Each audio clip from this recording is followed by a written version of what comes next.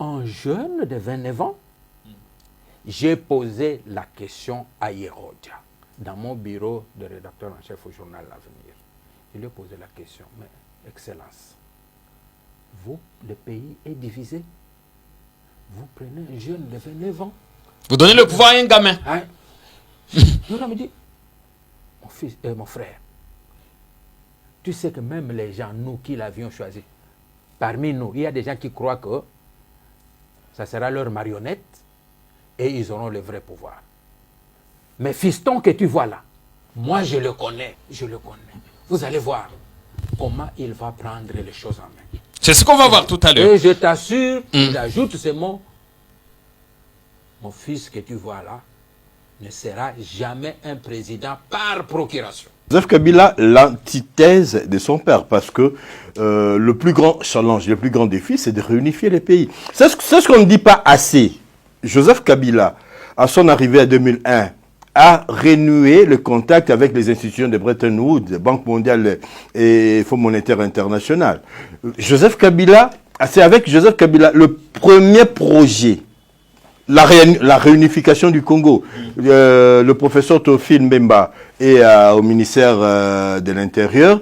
Il y a des avions qui faisaient des itinérances dans le pays pour amener les tenues, où vous allez trouver un militaire, mais avec pieds nus, babouche et tout, pas des tenues. Les pays avaient arrêté d'exister. Ça, il faut le dire à l'actif de Joseph Kabila.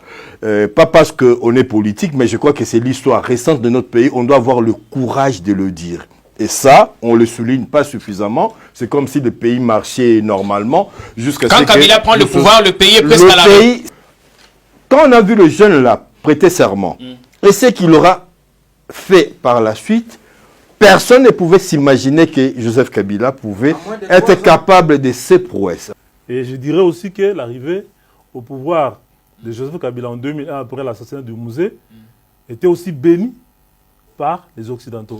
Il avait la bénédiction des Occidentaux. Tout à fait. Non, là je m'opposerai. Vous aurez la parole. Vous aurez la parole. S'il vous plaît, Diana, vous me coupez. Parce que qui oublie que Joseph Kabila était l'enfant chéri de Louis Michel? Oui, mais cela ne veut pas dire que c'est lui, Michel, qui l'a amené au pouvoir. Je dis la bénédiction, Oui. de la bénédiction non, des Occidentaux. Ils ont béni ce pouvoir-là, ils l'ont reçu. Avec qui ils se sont brouillés par la suite, quoi. Parce qu'avec Mouzé... Est-ce qu'ils ne pensaient peut-être pas ils ont pensé peut-être qu'il l'utiliserait comme qu'il le céderait ce que son père n'a pas pu? Non, mais il a cédé. Vu son âge. Parce que lui, il s'est montré beaucoup plus flexible. Non, jamais. Il s'est montré beaucoup plus flexible en acceptant, par exemple, la poursuite des négociations jusqu'à la ceinture des accords de Sun City avec la mise en place du gouvernement 1+4. Il s'est montré beaucoup plus flexible que Mouzé parce qu'il a accepté de reprendre la coopération avec les institutions de Bretton Woods. Donc, il a fait aussi des voyages à l'étranger. Il était l'enfant chéri des Occidentaux aussi lui-même. Mais il y a un fait que nous devons rappeler. C'est-à-dire, chaque fois que l'on vous met au pouvoir, à un certain moment, ce sont les mêmes personnes qui vous combattent, qui cherchent à vous détruire. Mobutu a fini parce que ceux qui l'ont mis au pouvoir l'ont combattu. En inventant des mensonges comme le massacre de Lumbashi, qui a fait payer à Koya Diallo beaucoup d'années en prison. Mouzé est arrivé ici avec l'appui des Occidentaux. Quand ils se sont rendus compte que, en tout cas, cet homme veut s'émanciper, ils ont fait quoi? Ils ont combattu et assassiné. Joseph Kabila aussi a été béni par eux. Mais à un certain moment, Ils se sont rendus compte qu'il devenait de plus en plus indépendant. Il allait voir du côté de la Chine. Quand il arrive, mais Kabila sait ce qu'il fallait faire. La première chose, sur le plan économique. Tous les experts économiques, c'est ça, il arrête la descente aux enfers. Nous avions, je ne sais même pas si on pouvait encore, nous avions encore une économie. La croissance, je ne sais pas combien, en dessous de zéro là-bas. Bon, on revient, la croissance devient positive. Il fallait, ce qui restait, c'est relever. Sur le plan économique, il ne trouve aucune banque commerciale ici. Aucune. Je me souviens qu'à la fin de la conférence, nous avions payé le décompte final en dollars et en chèques. Nous ne savions pas où toucher ça. Nous sommes allés le brader à la BCDC ici. Vous donnez un chèque de $100, on vous donne $50. Donc, il n'y avait pratiquement plus rien ici dans ce pays. Aucune entreprise.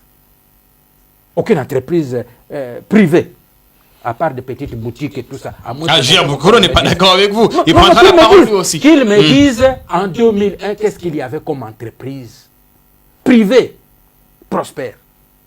C'était quoi? FNMA? Quoi? Qu'est-ce qui est? Il n'y avait absolument pratiquement plus aucune banque. Quel est l'opérateur économique sérieux qui peut venir et travailler dans un pays où il n'y a aucune banque? Alors, Kabila a commencé à faire le besoin du Congolais. Il s'est dit ce qui compte, c'est le Congo. C'est là ce que les gens estiment. Parce que on a parlé de Louis Michel. Les gens comme Louis Michel croyaient, ah, mais voilà, ce jeune homme ici, 29 ans, c'est une toile blanche sur laquelle personne n'a encore écrit quelque chose. Alors nous allons écrire tout ce que nous voulons là-bas sur cette toile. Et ils se sont rendus compte que, mais c'était exactement la copie de Mzee sur le plan de la souveraineté du pays. Si on voit l'homme, il a été très, je dirais congolais, je vais choquer les gens, très congolais parce qu'il est longtemps resté ici. Il a sillonné les Congos. Sa femme, la femme du président, a donné naissance à la Klingalema, ici à Kinshasa. Il y a des signes qui ne trompent pas. On peut aimer ou ne pas aimer, mais nous sommes en train d'analyser l'histoire récente de notre pays. Joseph Kabila est resté au Congo. Et quand ça s'est coupé un peu avec les vieux amis, Louis Michel et tous les autres, et je crois qu'il est resté dans le Congo profond.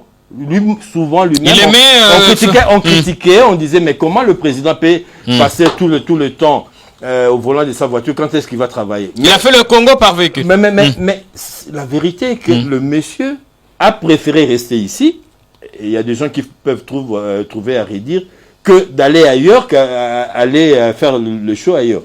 Est-ce que c'est pas ça qu'il a desservi à un moment donné? Ça l'a desservi. Parce qu'on dit qu'il s'est isolé lui-même. Et surtout par rapport à la presse, par rapport à nous autres qui avions des attentes par rapport à lui, on a senti que le président était devenu très inaccessible. Et tous les caciques autour de lui avaient pris la grosse tête. C'est-à-dire que le président, c'était le président du Congo au tableau. Mais pour accéder à lui, je parle de la presse, je ne parle pas des politiques, je ne parle pas des services. Okay. C'était les quelques fois que le président a donné des interviews ici, c'était avec les médias étrangers.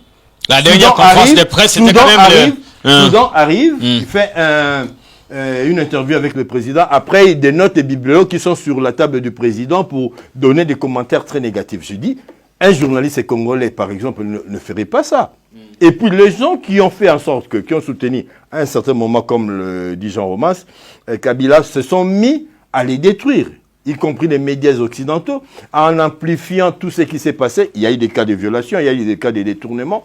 Est-ce que ce qui a été rendu dans le média étranger, c'est exactement ce qui s'est passé ici? C'est la question. Gérard Mokolo, Kabila, ça fait 3 ans qu'il ne parle pas.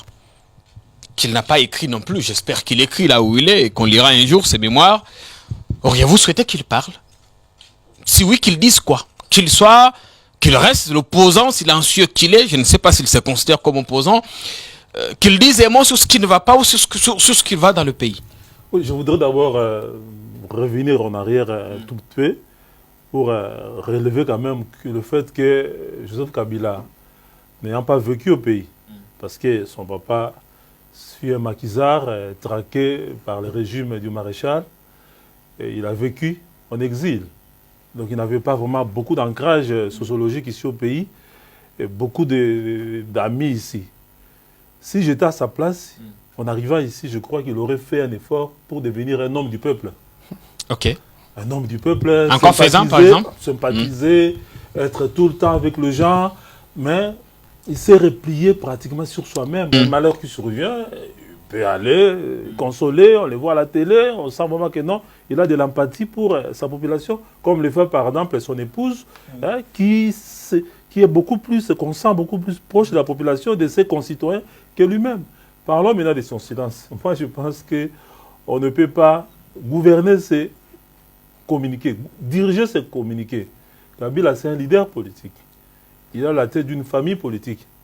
Et même s'il y a des gens qui sont partis, qui ont traversé le fleuve avec armes et bagages, mais il y en a qui sont restés à ses côtés. On ne peut pas diriger une famille un groupe sans s'exprimer, sans parler.